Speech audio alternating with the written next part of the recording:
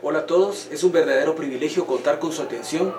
Como ustedes saben, las enfermedades de los riñones se han incrementado de forma dramática en todo el mundo y Guatemala no es la excepción.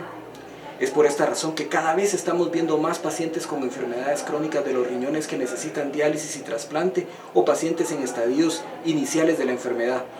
Por esta razón, un esfuerzo conjunto entre la Facultad de Medicina de la Universidad de San Carlos y los posgrados de Nefrología Pediátrica del Hospital Roosevelt y de Nefrología del Hospital General San Juan de Dios, nos hemos puesto de acuerdo para poder llevar a ustedes información que nos permita tratar mejor a los pacientes, favorecer que se identifiquen de manera oportuna, se diagnostiquen de manera pertinente y se traten de manera adecuada a los pacientes con enfermedad de los riñones.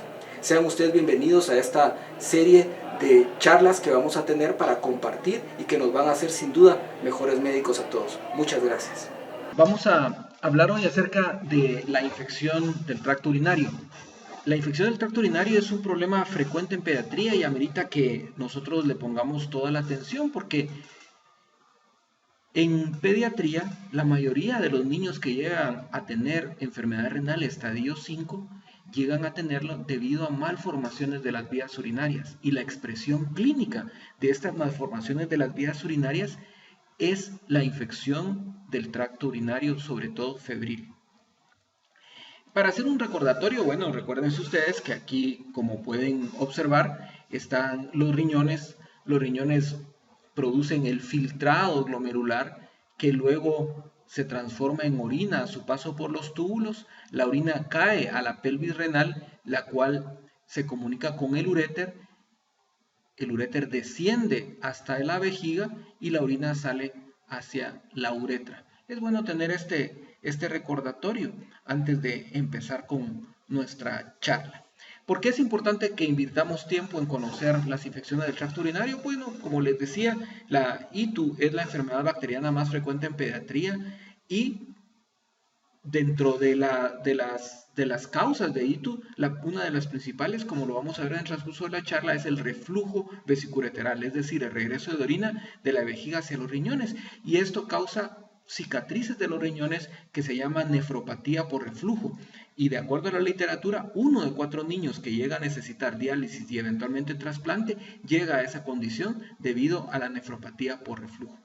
Las pautas de abordaje a veces y diagnóstico a veces son confusas y existen diferentes guías que de repente no todas se adaptan a nuestra realidad. Hoy vamos a revisar los conceptos básicos de infección urinaria y vamos a proponer un abordaje sistemático que se adecúa a nuestra realidad de acuerdo a la epidemiología que nosotros manejamos en Guatemala, y vamos a hacerlo a través de una presentación de casos. Algo importante mencionar es que si usted no vio la sesión acerca de pruebas útiles en la evaluación de enfermedades renales, se refiera a esa sesión porque en esta vamos a utilizar algunos conceptos vertidos en la sesión anterior. Para empezar a hablar de infección urinaria tenemos que entender que la infección del tracto urinario o ITU no es solo una entidad clínica. De hecho, es un grupo de entidades clínicas. Es un grupo de entidades clínicas que tienen un común denominador. El común denominador de todas estas entidades clínicas es que existe crecimiento de microorganismos en la vía urinaria. Entonces estos microorganismos pueden estar creciendo en el riñón y eso se llama pielonefritis, pueden estar creciendo en la vejiga y eso se llama cistitis, pueden estar en la uretra y eso se llama uretritis. Pero todo constituye o lo metemos dentro del saco de infección urinaria. Entonces el primer concepto es que infección urinaria no es una sola enfermedad, sino un grupo de enfermedades que se caracterizan por el crecimiento de microorganismos en la vía urinaria. Un médico debería de ser capaz de dividir la infección urinaria en alta o baja. Y entendemos baja toda aquella que no afecta a los riñones y alta aquella que afecta a los riñones. Hay otras definiciones como por ejemplo febril o afebril. Yo prefiero usar alta y baja porque en algunas situaciones la infección alta puede que no curse con fiebre, como por ejemplo en un neonato o un paciente con inmunosupresión severa. Entonces es preferible utilizar el concepto de alta y baja. Hablamos de baja entonces cuando no afecta el parénquima renal, y en ese grupo vamos a englobar a la vulvovaginitis, por ejemplo, la balanopustitis, la cistitis, y los síntomas van a ser disuria, urgencia y frecuencia, que se engloban dentro de un concepto que en inglés se llama LUTS, que significa Lower Urinary Tract Symptoms, síntomas de la vía urinaria baja. ¿Cuáles son estos síntomas de la vía urinaria baja? La urgencia, es decir, la sensación inminente de querer orinar, la frecuencia, que es el aumento de las micciones en el tiempo, los escapes, que es la salida involuntaria de orina, y la cortesía o todos aquellos movimientos que realiza el paciente para evitar que haya fuga de orina, como por ejemplo cruzar las piernas, agacharse, de tal forma que se impida el vaciamiento involuntario de la orina. También algunos incluyen la disuria, que es el dolor al orinar. Algo importante es que en el examen de orina puede tener leucocitos, nitritos, puede haber grumos de leucocitos, porque los leucocitos se adhieren al moco y eso nos puede dar leucocitos en grumos, pero jamás en una infección urinaria baja, jamás habrá cilindros. Y la razón es que los cilindros reflejan lo que está ocurriendo en los túbulos renales, y en este caso, como es una infección urinaria baja, no hay afección del parénquima renal. A su vez, la infección urinaria alta afecta al parénquima renal. Esto es una infección del parénquima renal, se llama pielonefritis, se caracteriza por dolor lumbar, y aquí lo usual es que haya fiebre. Puede que no haya fiebre en los pacientes menores de 2 años, sobre todo en los neonatos, puede que no exista fiebre, pero en la mayoría de los pacientes va a haber ataque al estado general, dolor lumbar, fiebre, y en el examen de orina vamos a tener cilindros, vamos a tener leucocitos, nitritos eventualmente, pero vamos a tener cilindros. Si hay cilindros en el examen de orina, esto nos orienta a que hay una afección del parénquima renal. La hematología va a tener una leucocitosis con desviación a la izquierda, en contraposición a la infección urinaria baja, en donde no vamos a tener una afección sistémica.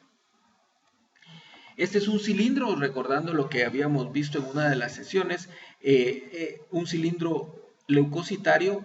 Al estar mucho tiempo, y al decir mucho tiempo estamos hablando de 6 a 12 horas, se va transformando en un cilindro granuloso, inicialmente granuloso grueso y después granuloso fino. Lo que les quiero decir con esto es que la connotación, la significancia clínica de un cilindro granuloso es equivalente a la de un cilindro leucocitario. Y como les recuerdo, los cilindros son expresión de lo que está ocurriendo en el lumen del túbulo. Si hay una inflamación en el parénquima renal, vamos a tener leucocitos que luego se precipitan dentro de una matriz proteinácea y salen a la orina como cilindros. Luego que ya identificamos que el paciente tiene una infección urinaria a través del examen de orina, el urocultivo, y que hemos decidido si el paciente tiene una infección urinaria alta o baja, nos vamos a centrar en las altas en esta sesión. La pregunta que uno se hace es ¿cómo llegó el microbio hasta los riñones? Si ustedes saben que los microbios viven en el mundo externo, ¿cómo hizo el microbio para entrar desde la uretra a la vejiga, al uréter y luego hasta el parénquima renal? La única manera en que un germen puede llegar hasta los riñones del mundo exterior hacia los riñones es a través de alguna anormalidad estructural o funcional del aparato urinario. ¿A qué me refiero con esto? Bueno, si estamos hablando de una anormalidad estructural, estamos hablando de alguna anormalidad en la arquitectura de la vía urinaria, es decir, algo que esté produciendo obstrucción o bien regreso de orina de la vejiga hacia los riñones.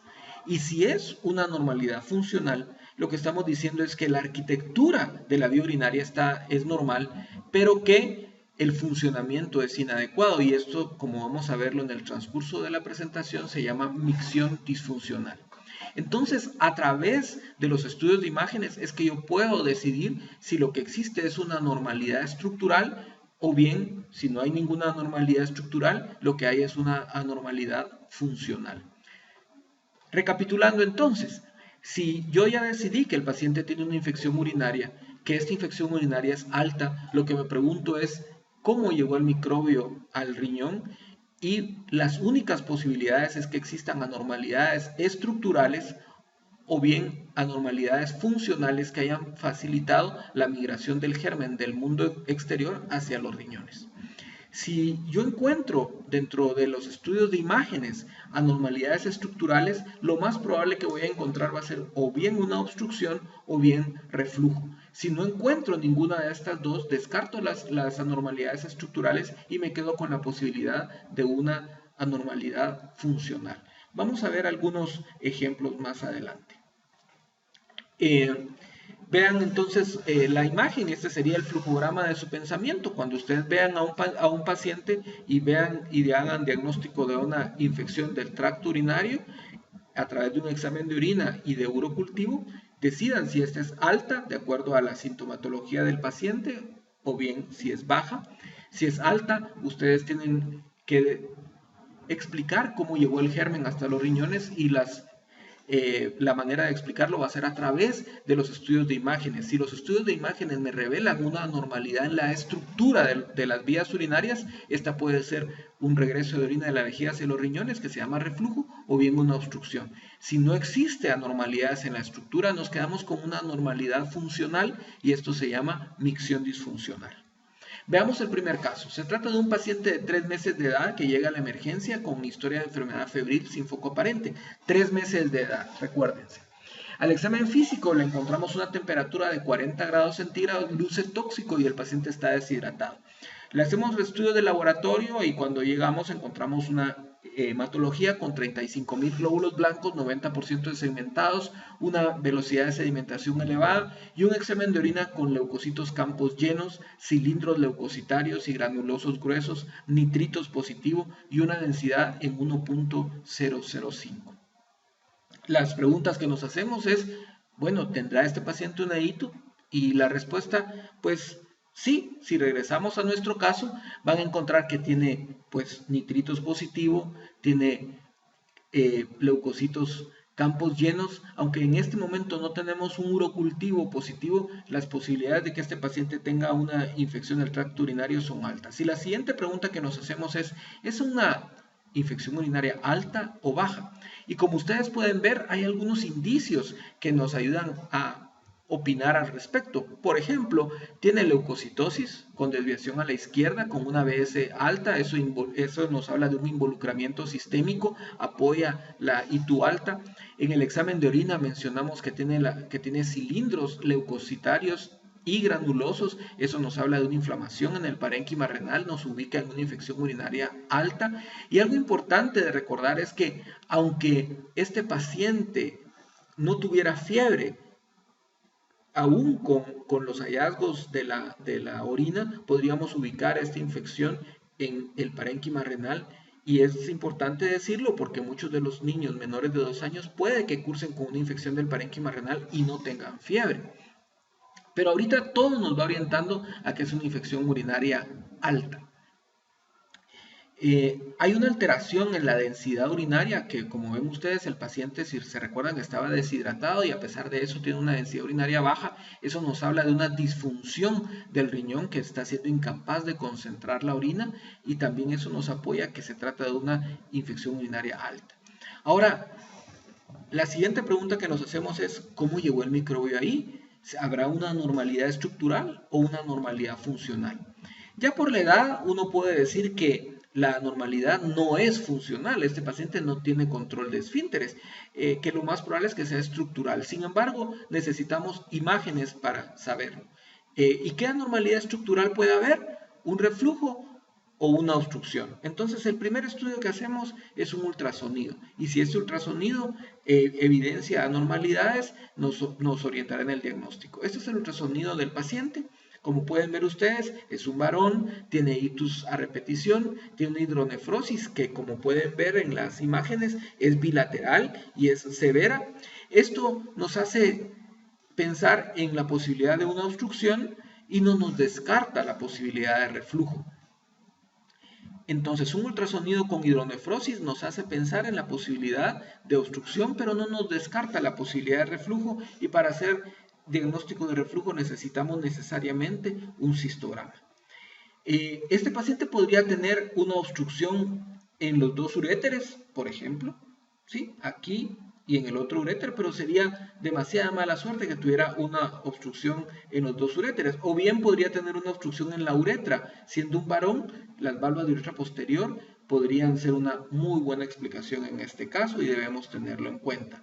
Cuando le hacemos el cistograma, encontramos que al introducirle medio de contraste en la vejiga, la orina se regresa de forma masiva hacia los dos riñones. Esto es un diagnóstico de reflujo. Obviamente no hay una obstrucción en los uréteres, puesto que hay reflujo, y entonces el paciente tiene reflujo, pero aún no hemos descartado que hay una obstrucción en la uretra, es decir, las válvulas de uretra posterior, hasta que no hacemos la fase miccional. Y al hacer la fase miccional del uretrocistograma podemos ver que la uretra está patente y que no hay una obstrucción en la uretra, lo cual descarta las válvulas de uretra posterior y nos quedamos con el diagnóstico de que este paciente tiene un reflujo vesicoureteral grado 5 bilateral.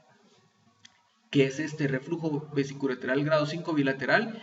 Como lo habíamos mencionado anteriormente, la orina entra a la vejiga a través del uréter, el cual hace un túnel submucoso. Ese túnel submucoso lo que permite es que cuando la vejiga se llena, el túnel se colapsa e impide el regreso de orina de la vejiga hacia los riñones. Cuando hay una normalidad en la angulación de este túnel, como por ejemplo en estas imágenes que ven en la parte superior derecha de su pantalla, el túnel es ausente o el uréter entra en un ángulo de 90 grados, esto permite al llenarse la vejiga el regreso de la orina hacia los riñones en un grado 5 como lo tenemos con nuestro paciente. Y así podemos tener reflujo grado 4, 3, 2 y 1 de acuerdo al ángulo de inserción en la vejiga del uréter. Es importante mencionar que el reflujo vesicoureteral es con mucho la condición subyacente en muchos niños que van a llegar a ustedes con infecciones urinarias altas. Y algo importante de mencionar es que nosotros podemos prevenir el daño a los riñones debido a estas infecciones urinarias, porque cada vez que hay una infección urinaria hay una lesión, una cicatriz que queda en el riñón y al tener esa cicatriz en el riñón son nefronas que se van perdiendo y al haber muchas infecciones podemos tener parches de cicatrices que pueden hacer perder la función de los riñones y el 25%, es decir, 1 de cada 4 niños que llega a necesitar diálisis o trasplante, llega a esa condición secundario a daños cicatriciales debidos al reflujo y a las infecciones que éste provoca. Sigamos con nuestro caso entonces. Este es un segundo caso. Se trata de una niña de 3 meses de edad que se presenta a la emergencia, también con enfermedad febril sin foco aparente. Al examen físico le encontramos una temperatura de 40 grados centígrados. La niña luce tóxica, está deshidratada, tiene una hematología con 35,000 blancos, 90% desegmentados, también una BS en 70, una orina con leucocitos campos llenos, cilindros leucocitarios y granulosos gruesos, tiene nitritos y una densidad en 1.005. Otra vez, la pregunta es, ¿tiene ITU la paciente? Yo creo que sí, ¿verdad? Si regresamos al caso, ven ustedes que tiene una orina con leucocitos campos llenos, tiene nitrito positivo, aunque no tenemos cultivo, esto sugiere mucho la posibilidad de infección urinaria. Ya que decimos que la paciente sí tiene una ITU, la siguiente pregunta que nos hacemos es, ¿esta ITU es alta o es baja? Y hay muchos indicios que nos ayudan a saber que esta ITU es alta. Por ejemplo, la afección sistémica de la paciente. Tiene fiebre, tiene ataque al estado general, está deshidratada. En los exámenes de laboratorio tiene una hematología con desviación a la izquierda. Además, tiene una orina que tiene leucocitos, campos llenos, pero tiene cilindros leucocitarios y granulosos, lo cual nos ayuda a saber que hay un involucramiento del parénquima renal en esta patología. Entonces ya sabemos que la niña tiene una ITU y que tiene una ITU alta. Ahora la siguiente pregunta es ¿cómo llegó el germen al riñón? Y necesitamos saber si esta es una normalidad estructural o es una normalidad funcional. La única manera de saberlo es haciendo estudios de imágenes, aunque en este caso, por la edad de la paciente, que como se recuerdan ustedes tenía 3 meses, lo más probable es que sea una normalidad estructural, ya que ella todavía no tiene control de esfínteres y va a ser muy difícil que tenga una normalidad funcional. Es una normalidad estructural lo más probable. Y si es una normalidad estructural, ¿será obstrucción o será reflujo? Hagamos los estudios de imágenes y esto fue lo que encontramos. Encontramos un ultrasonido en donde había una hidronefrosis segmentaria de riñón, es decir, solo la mitad del riñón estaba hidronefrótico. ¿Es eso posible? Pues sí, claro, es posible porque hay una condición que se llama doble sistema colector, es decir, que hay dos uréteres. En este caso, uno de los uréteres estaba obstruido, mientras que el otro permite el reflujo de orina de la vejiga hacia los riñones. Entonces, el diagrama mental que habíamos hecho nosotros de obstrucción o reflujo, en este caso se aplica también porque hay obstrucción en uno de los uréteres y reflujo en el otro de los uréteres. Entonces, nuestro paciente en este caso tiene obstrucción y tiene además reflujo. ¿Y cómo es que la obstrucción produce la infección urinaria? Bueno, lo que pasa es que la obstrucción, en este caso del uréter, como pueden ver ustedes, el uréter está ensanchado, dilatado, porque está obstruido en su entrada a la vejiga, produce una columna de orina que no se mueve y entonces al llegar una bacteria ahí prolifera y crea una columna de pus, lo que se llama un piouréter, y esto puede producir una infección. Y como les decía, el otro uréter, porque por virtud de que está mal posicionado con un túnel anormal debido al poco espacio que tiene por el otro uréter obstruido, permite un túnel muy corto que hace que regrese la orina hacia el otro riñón y también nos puede dar infecciones urinarias. Esta obstrucción del uréter se manifiesta también en un ultrasonido de la vejiga como un ureterocele.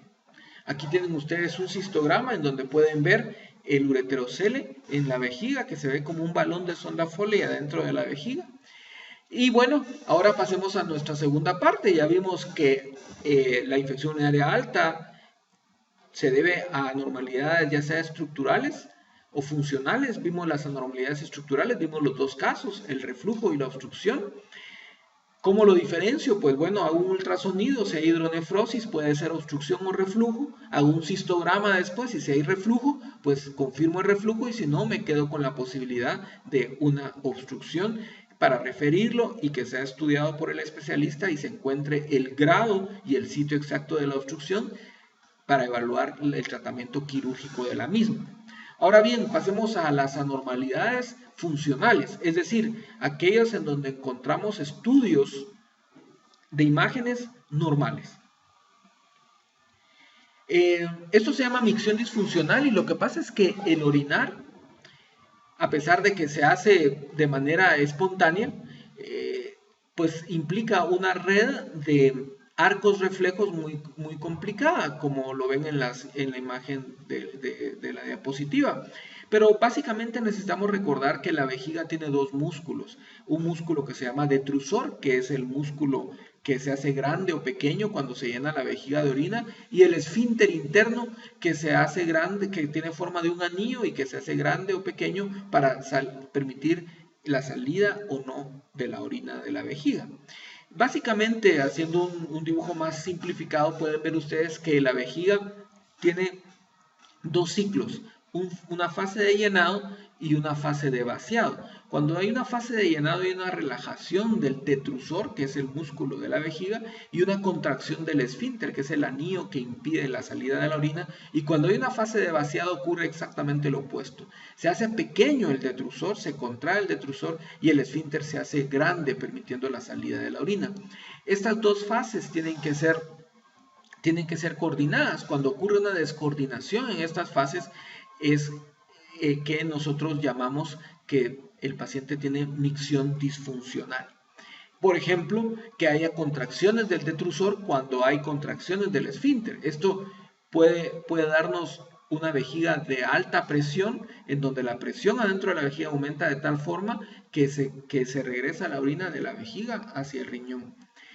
Hay varias combinaciones de esta disfunción del detrusor y del esfínter, pero todas ellas nos van a dar como resultado la presencia de orina residual, es decir, un remanente de orina que se queda en la vejiga, esa orina se infecta al infectarse hay proliferación bacteriana, hay inflamación de la vejiga, hay empeoramiento de esta descoordinación en el proceso de orinar que eventualmente puede aumentar tanto la presión adentro de la vejiga que favorezca el regreso de orina de la vejiga hacia los riñones.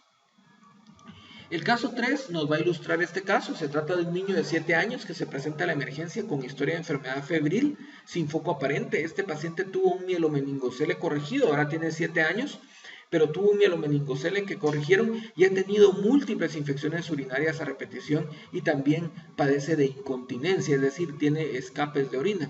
Vale la pena mencionar que los defectos del tubo neural son muy frecuentes en nuestro país y la mayoría de las veces nos centramos en la atención del defecto del tubo neural, como el mielomeningocele, por ejemplo, pero se nos olvida que también la inervación de la vejiga y del intestino pueden estar afectados, dándonos problemas como el que vamos a ver en nuestro paciente.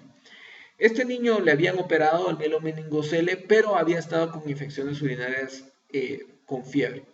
Al examen físico tenía 40 grados centígrados de temperatura y tenía puñopercusión positiva.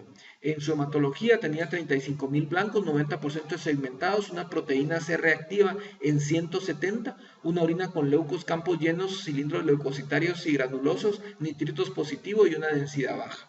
La pregunta es, ¿tiene este paciente una infección urinaria?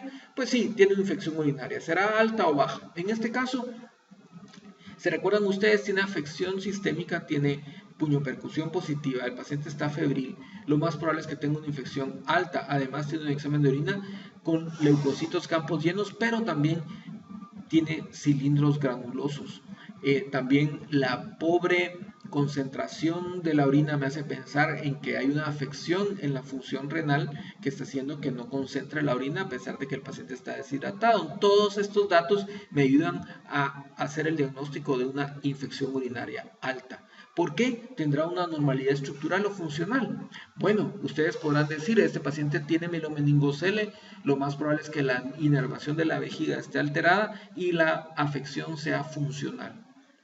O podrá tener afecciones estructurales y funcionales. Vemos en el ultrasonido que sí hay una alteración estructural. ¿Qué pasó aquí? Hay hidronefrosis bilateral. Y si le hacen un cistograma, ven ustedes que la vejiga está completamente alterada con divertículos. Y hay además un regreso de orina de la vejiga hacia los riñones secundarios a este daño vesical. Entonces, ¿qué pasó aquí? ¿Por qué si este paciente tenía mielomeningocele y pensábamos que era un daño en la inervación de la vejiga y que íbamos a encontrar una lesión funcional, por qué entonces tenemos una lesión estructural? La respuesta es muy sencilla, porque si nosotros dejamos las lesiones funcionales suficiente tiempo, como en este caso, vamos a tener alteraciones en la estructura de la vía urinaria y estos daños se hacen permanentes. Ok, sigamos entonces. Tenemos un paciente con infección urinaria. La primera pregunta que nos hacemos es si esta es alta o baja. Si es alta, nos preguntamos cómo llegó el germen ahí y la manera de responderlos a través de los estudios de imágenes. Si los estudios de imágenes son anormales, vamos a encontrar anomalías estructurales. Si los estudios de imágenes son normales, vamos a encontrar anomalías funcionales. Las anomalías funcionales se llaman micción disfuncional y vamos a ver otro caso. Porque esta micción disfuncional puede ser congénita, como en el caso que vimos, que se debe a una vejiga neurogénica por defecto del tubo neural, o bien puede ser adquirido. Y esto es importante mencionar, que los pacientes que tengan micción disfuncional van a tener lo que mencionamos inicialmente de síntomas de la vía urinaria baja. ¿Cuáles son estos? Urgencia, que es una sensación inminente de querer orinar. Frecuencia, un aumento de micciones en el tiempo, estos pacientes que van a orinar un poquito a cada rato. La cortesía, que son las posturas corporales que el paciente adopta para evitar que exista fuga de orina o escapes. Y escapes, que son micciones involuntarias o fugas de orina involuntarias. Y la disuria, que es el dolor al orinar. Muchos de estos se puede combinar con el estreñimiento. De hecho, el estreñimiento puede ser un detonador cuando la micción disfuncional es adquirida. Cuando nosotros tenemos defectos congénitos y estamos pensando en defectos del tubo neural, El mielomeningocele es el caso más aparatoso y es el evidente, pero hay otros hallazgos que nos pueden sugerir defectos del tubo neural, como por ejemplo mechones de pelo, anormalidades en el surco glúteo, por ejemplo. Ahora, hablemos de los casos en donde la micción disfuncional no es congénita, sino que es adquirida, y esta se asocia mucho a estreñimiento, como lo veníamos diciendo. Veamos este caso. Se trata de una niña de 7 años que llega a la emergencia con fiebre, no le encuentran un foco aparente de fiebre, sus oídos, garganta están normales, previamente había sido sana, había controlado esfínteres, nunca había tenido problemas con esto, pero hace un mes tuvo una infección urinaria sin fiebre. Refiere la mamá que tuvo urgencia, frecuencia, escapes, y este cuadro volvió a repetir hace una semana con urgencia, frecuencia, disuria, cortesía, escapes. Y alguien la vio y dijeron que tenía una obstrucción en la uretra. Al examen físico tiene una temperatura de 40 grados centígrados con puniopercusión positiva y en sus laboratorios tiene una hematología con 35,000 blancos a expensas de segmentados, una PCR elevada en 270, una orina con leucocitos campos llenos, cilindros leucocitarios y granulosos gruesos, nitritos positivo y una densidad en 1.005.